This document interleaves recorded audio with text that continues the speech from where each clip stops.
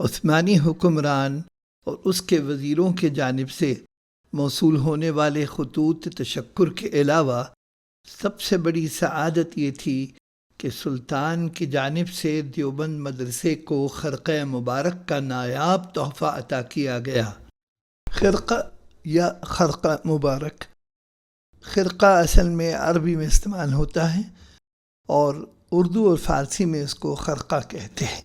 یہ ایک بابرکت کپڑے کا ٹکڑا ہے جو حضرت محمد مصطفیٰ صلی اللہ علیہ وسلم کے جھبے کو لپیٹنے کے لیے استعمال کیا گیا۔ وہ جھبا آج بھی استنبول کے ایک عجائب گھر میں محفوظ ہے۔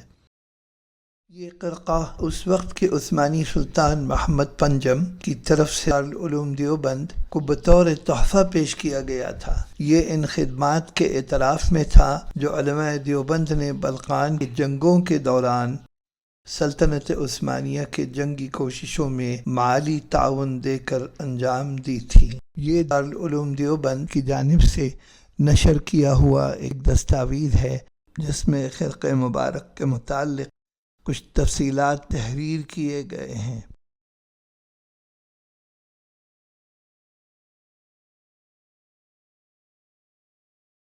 اس تصویر میں خرقہ مبارک پر کندہ کیا گیا ایک قصیدہ دکھایا گیا ہے جو حضور اکرم صلی اللہ علیہ وسلم کی مدح و ثنا میں تحریر ہے۔ خرقہ مبارک پر درج فارسی قصیدے کا آزاد ترجمہ درج ذیل ہے۔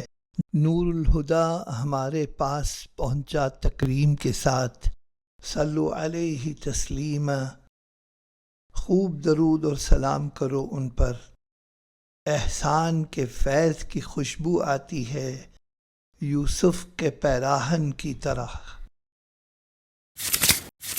ہندوستانی مسلمانوں کی ترک خلافت کے لیے ان شاندار خدمات کی کہانی آئندہ اقساط میں جاری رہے گی۔